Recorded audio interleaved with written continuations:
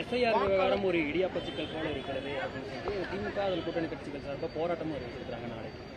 SIR தொடர்பாக இதற்கு முன்பாகவே திராவிட முன்னேற்ற கழகமும் அவங்களோட கூட்டணி கட்சிகளும் ஒரு பெரிய டிராமாவை பண்ணிட்டு இருக்காங்க. திராவிட முன்னேற்ற கழக அரசுக்கு அவர்களுடைய திறமையின்மையை மறைப்பதற்கு, அவர்களுடைய ஊழலை மறைப்பதற்கு ஏதாவது ஒண்ணு சென்ட்ரல் கவர்மெண்ட்டுக்கு மேல அவங்க திசை திருப்பணும். எஸ்ஐஆர் என்பது ஏதோ புதிதாக இந்த நாட்டில் செய்யப்படுவது அல்ல. 2002, 2005 தமிழகத்தில் கூட எஸ்ஐஆர் நடத்தப்பட்டது. அப்பெல்லாம் அதை பத்தி எதுவுமே வாயை திறக்கலையே திமுக. இப்ப மட்டும் என்ன கவலை வந்திருக்கு? இப்போது மக்கள் கடுமையான அதிருப்தியில் இருக்கிறார்கள். ஏதாவது ஒரு வாய்ப்பு கிடைத்தால் மத்திய அரசை திட்டுவதன் வாயிலாக தங்களுடைய அரசியல் வாழ்க்கையை, சரிந்து கொண்டிருக்கின்ற அரசியல் வாழ்க்கையை நிமிர்த்து விடலாம் என திரு ஸ்டாலின் அவர்கள் கனவு காண்கிறார். எஸ்ஐஆர் என்பது பிஜேபி செய்வது அல்ல. அரசியலமைப்பு சட்டத்திலே தங்களுக்கு வழங்கப்பட்ட சிறப்பு அதிகாரத்தின் வாயிலாக தேர்தல் ஆணையம் இந்த பணியை செய்து கொண்டிருக்கிறது. இன்னொன்னு கூட சொல்றாங்க, பீகார்ல லட்சக்கணக்கான நபரை வேணும்னே எடுத்துட்டாங்கன்னு சொல்றாங்க. நான் கேட்கிறேன், நானே பீகாருக்கு தேர்தல் பிரச்சாரத்துக்கு கடந்த வாரம் அங்கதான் இருந்தேன். முதல் கட்ட தேர்தல் நடந்து முடிந்து விட்டது. ஒரு பூத்துல கூட தேர்தல் ஆணையம் எங்களை சட்டவிரோதமாக எங்கள் வாக்குரிமையை பறித்து விட்டது என்று ஒரு புகார் வரவில்லை. அப்ப என்ன அர்த்தம்? பீகார்ல ஒழுங்கா வாக்காளர் பட்டியல் தயாராயிருக்குன்னு அர்த்தம். இதை தயவு செய்து உங்களுடைய பீகார் அரசியல் கட்சி நண்பர்களோடு கேட்டறிந்து விட்டு அதற்கு பின்பாக உங்கள் பொய் பிரச்சாரத்தை செய்யுங்கள் முதல்வர் அவர்களே என்று கேட்டுக்கொள்கிறோம். தமிழகத்தில் நடக்கக்கூடிய எஸ்ஐஆர்ல பல்வேறு முறைகேடுகள். ஏனென்றால் தேர்தல் ஆணையம் மாநில அரசின் அதிகாரிகளைத்தான் நம்பி இருக்க வேண்டும். மாநில அரசு அதிகாரிகள் வாயிலாகத்தான் இந்த எஸ்ஐஆர் செய்ய முடியும். ஆனா இங்க என்ன நடக்குது?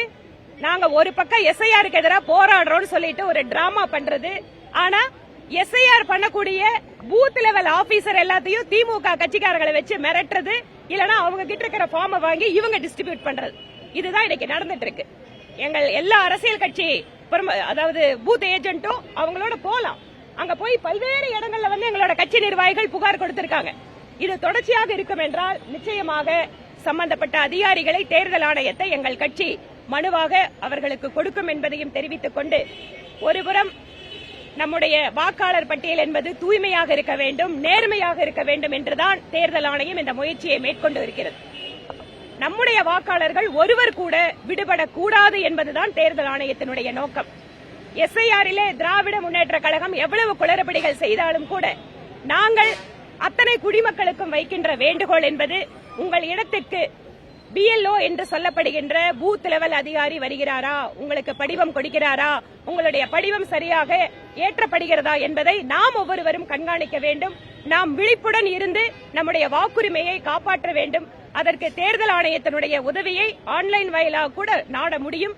இதையும் நாம் புரிந்து கொண்டு எஸ்ஐஆர் முயற்சியில அத்தனை பேரும் ஒத்துழைப்பு கொடுத்து ஒரு நேர்மையான வெளிப்படையான வாக்காளர் பட்டியலை உருவாக்குவதற்கு உதவி செய்ய வேண்டும் எனவும் கேட்டுக்கொள்கிறோம். புதிய கட்சிகள் நிறைய திமுக எதிர்க்க வராங்க. அவங்க வெறும் அட்டை மாதிரி தான், மெதுவா தட்டினாலே காணாம போயிருவாங்க. உதயநிதி ஸ்டாலின் சொல்றாங்க. அதான் மெதுவா தட்டுறத வந்து அவங்க புது கட்சி இல்ல, எல்லா கட்சியும் தட்டி பார்க்கலாமான்னு நினைக்கிறாங்க.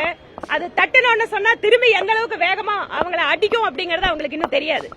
தேர்தல் காலத்துல ஒன்னா பயணிக்க போகிற ஒரு சூழல்ல அதிமுகவுக்கு அவங்களுக்குள்ள இந்த செங்கோட்டையனோட விவகாரம் பெரிய பிரச்சனையா போகுது. உங்களுடன் கூட்டணியில இருக்காங்க ஆனா அவங்க கூட நாங்க வந்து பாஜக எந்த பேச்சுவார்த்தையும் நடத்தல, அவங்க கட்சி விவகாரத்தில் தலையிட மாட்டோம் அப்படிங்கிற மாதிரி எல்லாம் நீங்க சொல்லியிருந்தீங்க முன்கூட்டியே. ஆனா செங்கோட்டையன் பிரஸ் மீட்ல என்னை பாஜகவினர் அழைத்தார்கள், இணைந்து செயல்படுவதற்காக அறிவுறுத்தினார்கள் அப்படின்னு பேசியிருக்காரு. இல்ல கரெக்ட், அவர் சொல்லியிருக்காருன்னு சொன்னா அவர் அதுல வந்து யார் அவரை அழைத்தார்கள், கட்சியில் அதிகாரப்பூர்வமாக யாராவது தொடர்பு கொண்டாங்களா அப்படிங்கிற விஷயத்தை அவர் தான் வெளிப்படையா சொல்லணும். எங்களை பொறுத்த வரைக்கும் எங்களுக்கு வந்து அதிமுகவோட கட்சி விவகாரங்கள்ல தலையிடுறதுக்கு எந்த விதமான எண்ணமும் கிடையாது. எங்களுக்கு கொடுக்கப்படக்கூடிய டைரக்ஷனும் டெல்லியிலிருந்து அதுதான். அது அவங்களோட கட்சி, அவங்க நம்மளோட கூட்டணியில இருக்காங்க. கூட்டணி அப்படிங்கறத இன்னைக்கு நாம பலமா எடுத்துட்டு போகணுங்கிறதா எங்களுக்கு கொடுக்கப்பட்ட தகவல். கரூர்ல பாதிக்கப்பட்ட மக்களை விஜய் நேரில் சந்திச்சதுக்கு அப்புறம் அவருடைய ஜனநாயகன் பட சம்பந்தமான பாடல்கள் நிகழ்ச்சிகள்லாம் வெளியேற ஆரம்பிச்சிருச்சு.